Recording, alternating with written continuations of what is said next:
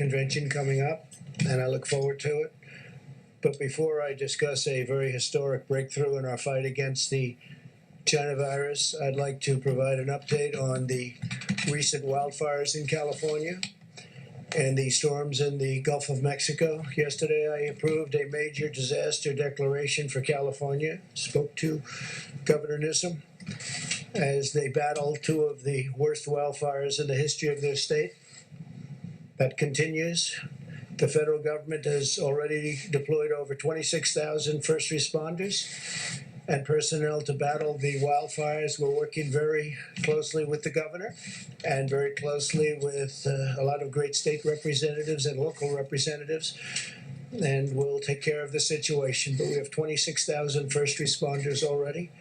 Our hearts go out to the thousands of families who have lost their homes as we grieve for the families of 2 first responders and 5 residents who have tragically lost their lives. It's been a very horrific fire, one of the biggest we've ever seen.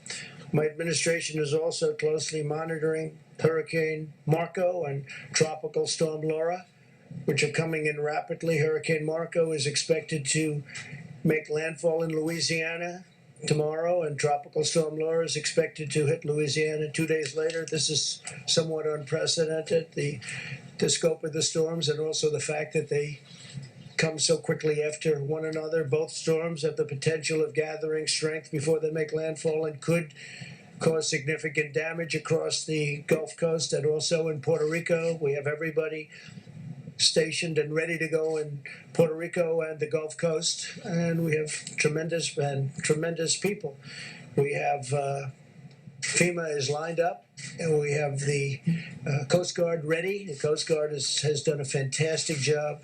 They do such good work, and we want to thank our great Coast Guard. I'm asking all Americans in the storm's path to follow the instructions of your state and local governments very closely.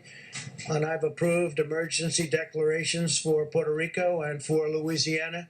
FEMA is mobilized on the ground and is ready to help. They will be in there very quickly, very, very quickly. And I spoke to Governor John Bell Edwards also of Louisiana, and I've informed him, and at his request also, a major disaster declaration is signed and ready to go. We have everybody ready in Puerto Rico, the Gulf Coast, Louisiana, and also on the forest fires in California. So we have a great team. Unfortunately, we have some very, very powerful natural disasters. On the therapeutics front, this is what I've been looking to do for a long time. This is a great thing. Today, I'm pleased to make a truly historic announcement in our battle against the China virus that will save countless lives. The FDA has issued an emergency use authorization, and that's such a powerful term, emergency use authorization for a treatment known as convalescent plasma. This is a powerful therapy that transfuses very, very strong antibodies from the blood of recovered patients to help treat patients battling a current infection. It's at an incredible rate of success. Today's action will dramatically expand access to this treatment. And I want to thank Dr. Hahn and Secretary Azar. I want to thank the FDA, all of the people that have been working very hard on this. It showed tremendous potential. This is the only possible, and it's only made possible because of Operation Warp Speed. That is everybody working together. We're years ahead of approvals we would be if we went by the speed levels of past administration. We'd be 2 years, 3 years behind where we are today. And that includes in vaccines that you'll be hearing about very soon, very shortly. To deliver treatments and vaccine to save lives, we're removing unnecessary barriers and delays, not by cutting corners, but by marshaling the full power of the federal government. We provided $48 million to fund the Mayo Clinic study that tested the efficacy of convalescent plasma for patients with the virus. Through this study, over 100,000 Americans have already enrolled. to receive this treatment, and it has proven to reduce mortality by 35%. It's a tremendous number. The FDA, MIT, Harvard, and Mount Sinai Hospital have also found convalescent plasma to be a very effective method of fighting this horrible disease. Based on the science and the data, the FDA has made treatment is safe and very effective. Recently, we provided up to $270 million to the American Red Cross and America's Blood Centers to support the collection of up to 360,000 units of plasma. In late July, we launched a nationwide campaign to ask patients who have recovered, and these are patients that have been incredible the way they've donated. But these are people recovered from the virus to donate plasma. Since then, weekly plasma donations have doubled. And today I once again urge all Americans who have recovered from the virus to go to coronavirus.gov and sign up and donate plasma today, please.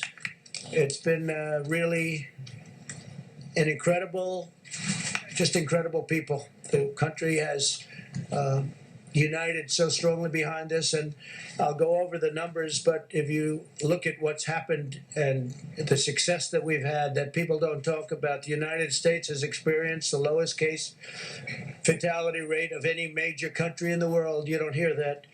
The European Union's case fatality rate is estimated to be 3 times higher than that in the United States.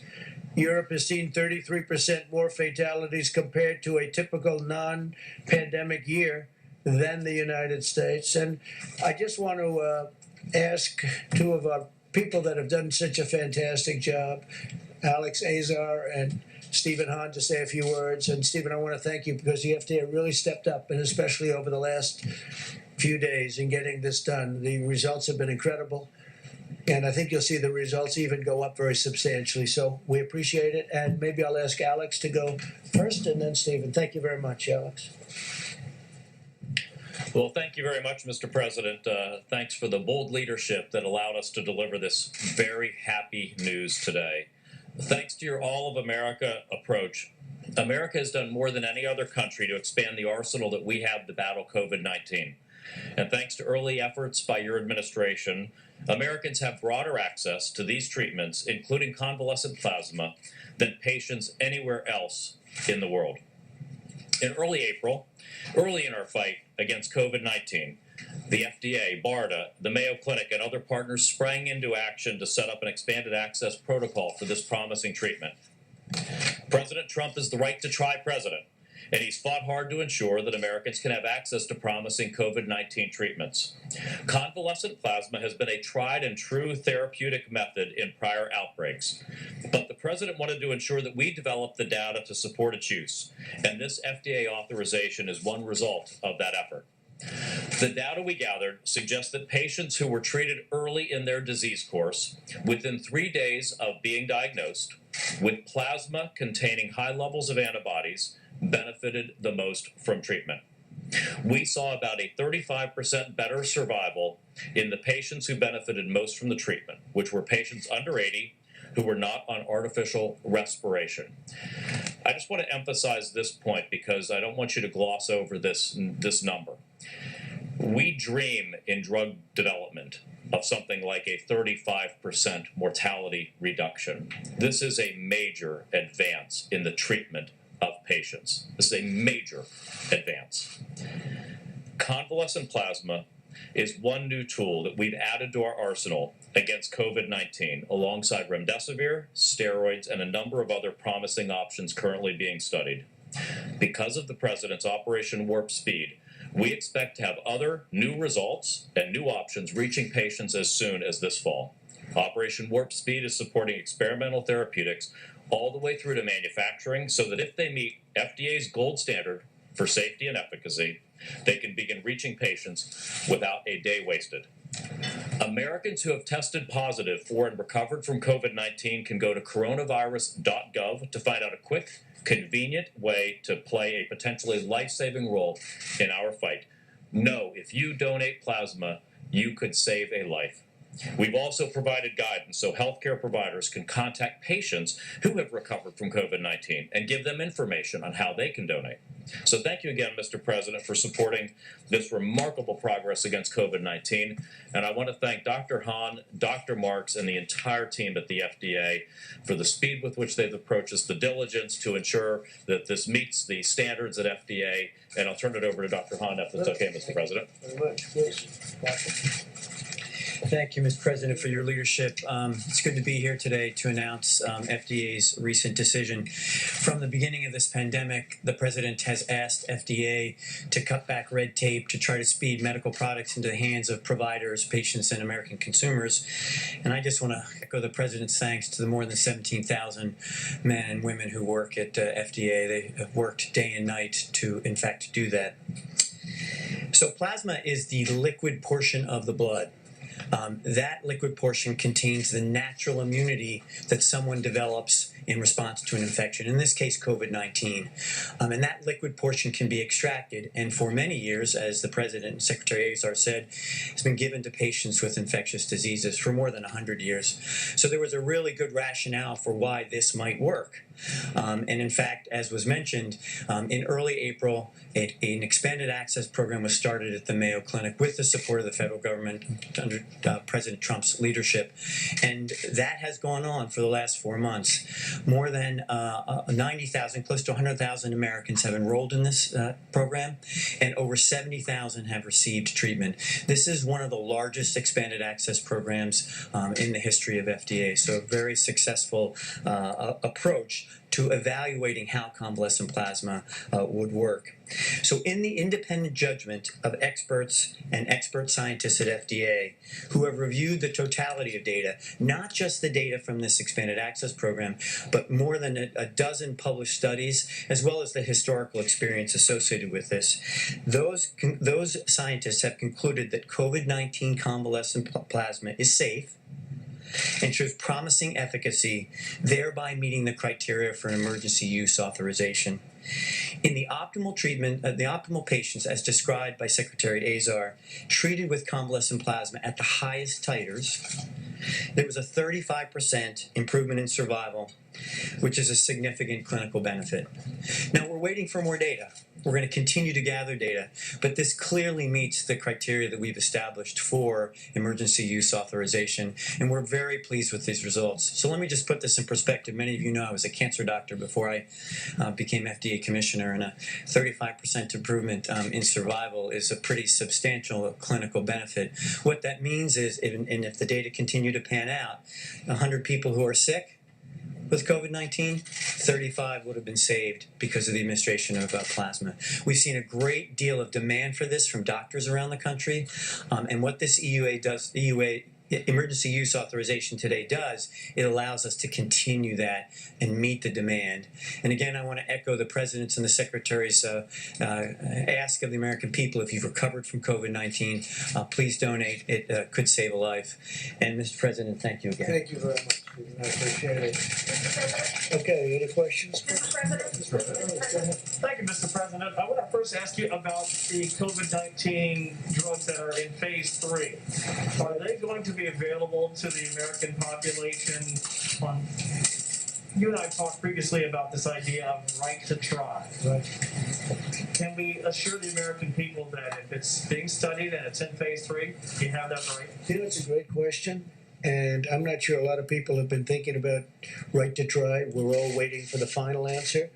And maybe I could ask Stephen, but I would say that right to try is exactly if somebody is virtually terminal, in other words, they're not going to make it, and if we have these incredible therapies and drugs that are happening, Alex, I think it's a very interesting question.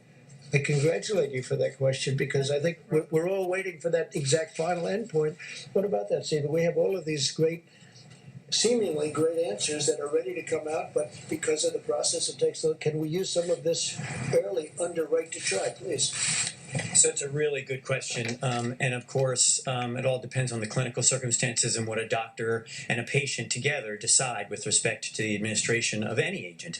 But if you think about what happened with convalescent plasma and the expanded access program, this is exactly what happened. This program, so we have ongoing clinical trials that are randomized between placebo or an inactive substance and the convalescent plasma. While that was going on, we knew that there was great demand from patients and doctors. The expanded access program is a way of actually doing that and fits perfectly with what the president just said about allowing people to be able to use something that we have now determined to be very safe. I think it's something we have to really consider very strongly. Yes, sir. I think it's fantastic. You should get credit for that. Thank you. That's very good. Mr. President. Oh, yeah. Thank you, Mr. President. Convalescent plasma as a treatment has been around for nearly 100 years. You mentioned Operation Warp Speed, which enabled this process to move along a lot faster. What went into the effort for this to be approved for COVID-19, and was that holdup political in nature? Well, I think that there might have been a holdup, but we broke the logjam over the last week, to be honest. I think that there are people in the FDA and actually in your larger department that can see things being held up and wouldn't mind so much. It's my opinion, a very strong opinion, and that's for political reasons. This has nothing to do with politics. This has to do with life and death. So we are being very strong and we are being very forthright, and we have got some incredible answers, and we're not going to let them be held up because every day is lives, and we're not going to let that happen. Okay? Thank you. Please go ahead. Mr. President, in announcing this today, you said that the FDA has made the independent determination that the treatment is safe and very effective. Yet Dr. Hahn just said it was showing promising efficacy. So which of the two is correct? Well, I think I'll let Dr. Hahn answer that question. So under our legal authority for emergency use authorization, this is not the same as an approval, but it's an authorization and allows us to expand the access to this. And our data, we know we're going to continue to collect data. We knew that for all of our emergency use authorizations. So for example, remdesivir, which was approved or authorized on May 1st, we're still collecting data, and we will continue to do that with plasma as well. So it's the nuances of the language around the authorization that we use and the legal aspects. It's a promising treatment. It's not, you couldn't say it's very effective just yet. So I would say that if you're one of those 35 out of 100 people who these data suggest or show survive as a result of it, this is pretty significant for that person and their family. Okay? This is a very big day. It's a day we've been looking forward to.